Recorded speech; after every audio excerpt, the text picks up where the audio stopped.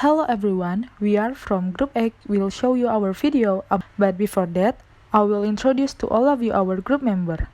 With me, Joyce Vera Monica, Deborah Simanjuntak, Carlos Egen Tabangun, and Andreas Daci. Enjoy our video. Okay, tonight we have a special resource person who is a Dr. Deborah. He is one of the leading doctors who deal with the problem of COVID-19. He has made many contributions, such as a research on the COVID-19 vaccine. We welcome here is Dr. Deborah. Thank you, Joyce. Okay, let me start to introduce myself. My name is Deborah Simanjuntak. I am a doctor, graduate from Harvard University, and now I work at Pondok Indah Hospital. But my current activity is research on COVID-19 vaccines. Wow, very impressive. Well, Dr. Deborah, are you ready to be our guest speaker at tonight's event?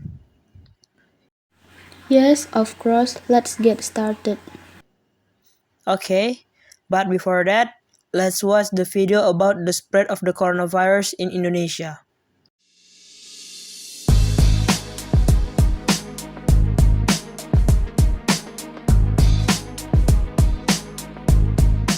This is SARS-CoV-2.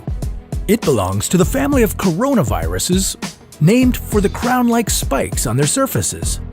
SARS-CoV-2 can cause COVID-19, a contagious viral infection that attacks primarily your throat and lungs. What actually happens in your body when you contract the coronavirus? What exactly causes your body to develop pneumonia? And how would a vaccine work? The coronavirus must infect living cells in order to reproduce. Let's have a closer look. Inside the virus, genetic material contains the information to make more copies of itself. A protein shell provides a hard protective enclosure for the genetic material as the virus travels between the people it infects. An outer envelope allows the virus to infect cells by merging with the cell's outer membrane. Projecting from the envelope are spikes of protein molecules. Both a typical influenza virus and the new coronavirus use their spikes like a key to get inside a cell in your body, where it takes over the cell's internal machinery, repurposing it to build the components of new viruses. When an infected person talks, coughs, or sneezes, droplets carrying the virus may land in your mouth or nose and then move into your lungs. Once inside your body, the virus comes in contact with cells in your throat, nose, or lungs. One spike on the virus inserts into a receptor molecule on your healthy cell membrane like a key in a lock. This action allows the virus to get inside your cell. A typical flu virus would travel inside a sac made from your cell membrane to your cell's nucleus that houses all its genetic material. The coronavirus, on the other hand, doesn't need to enter the host cell nucleus. It can directly access parts of the host cell called ribosomes. Ribosomes use genetic information from the virus to make viral proteins, such as the spikes on the virus's surface. A packaging structure in your cell then carries the spikes in vesicles which merge with your cell's outer layer, the cell membrane.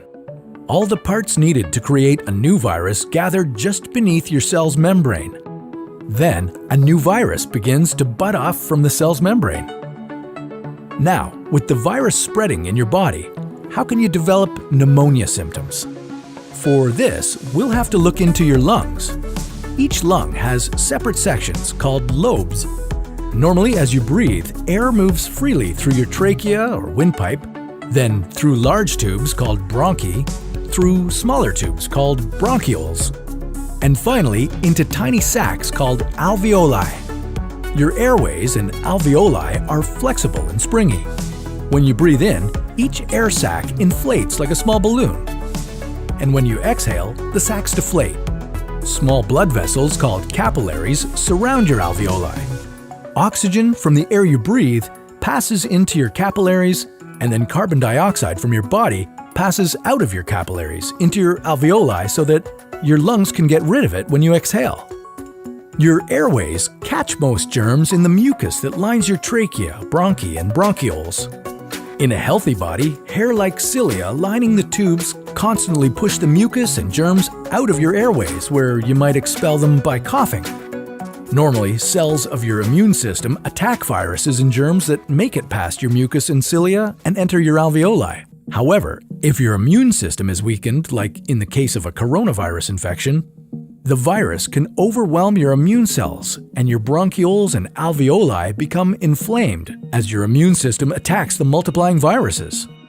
The inflammation can cause your alveoli to fill with fluid, making it difficult for your body to get the oxygen it needs. You could develop lobar pneumonia, where one lobe of your lungs is affected, or you could have bronchopneumonia that affects many areas of both lungs. Pneumonia may cause difficulty breathing, chest pain, coughing, fever and chills, confusion, headache, muscle pain, and fatigue. It can also lead to more serious complications. Respiratory failure occurs when your breathing becomes so difficult that you need a machine called a ventilator to help you breathe. These are the machines that save lives and that medical device companies currently ramp up production for. Whether you would develop these symptoms depends on a lot of factors, such as your age and whether you already have an existing condition. While this all sounds scary, the push to develop a coronavirus vaccine is moving at high speed. Studies of other coronaviruses led most researchers to assume that people who have recovered from a SARS-CoV-2 infection could be protected from reinfection for a period of time. But that assumption needs to be backed by empirical evidence, and some studies suggest otherwise. There are several different approaches for a potential vaccine against the coronavirus. The basic idea is that you would get a shot that contains faint versions of the virus. The vaccine would expose your body to a version of the virus that is too weak to cause infection, but just strong enough to stimulate an immune response. Within a few weeks, cells in your immune system would make markers called antibodies, which would be specific for only the coronavirus, or specifically its spike protein. Antibodies then attach to the virus and prevent it from attaching to your cells. Your immune system then responds to signals from the antibodies by consuming and destroying the clumps of viruses. If you then catch the real virus at a later stage, your body would recognize it and destroy it. In other words, your immune system is now primed. Collecting evidence on whether this will be possible, safe, and effective is part of what's taking researchers so long to develop a vaccine. It's a race against time to develop a vaccine amid a pandemic. Each step in vaccine development usually takes months, if not years. An Ebola vaccine broke records by being ready in 5 years. The hope here is to develop one for the new coronavirus in a record-breaking 12 to 18 months. While all of this will take time, stay home if you can, to protect the most vulnerable. And don't forget to wash your hands for at least 20 seconds and as often as possible.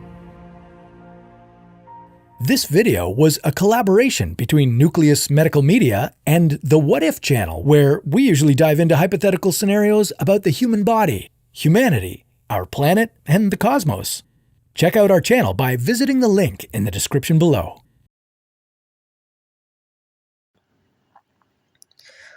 Well, that's a video about the coronavirus, which is currently rampant all over the world. What do you think about this, Dr. Deborah? Yes, of course, I'm very worried because this virus is very dangerous not only for adults but children and even animals can also be affected.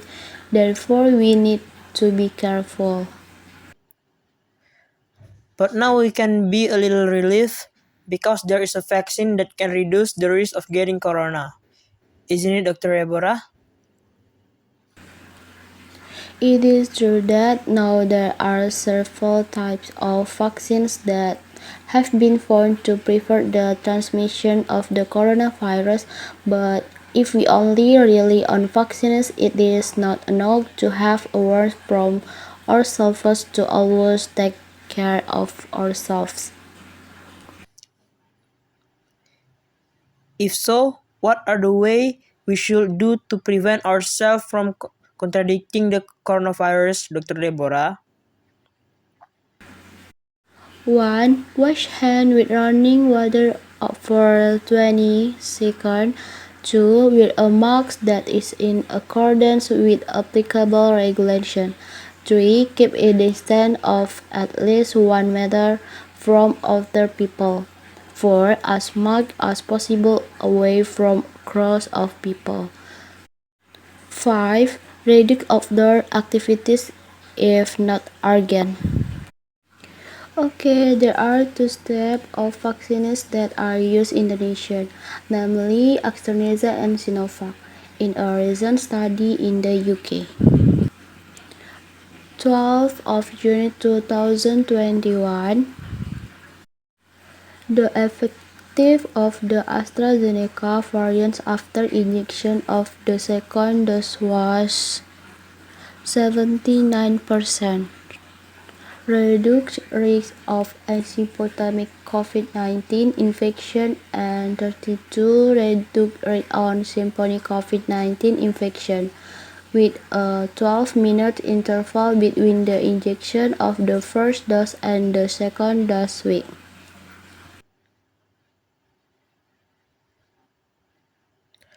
Okay, I think that's all from Dr. Deborah explanation.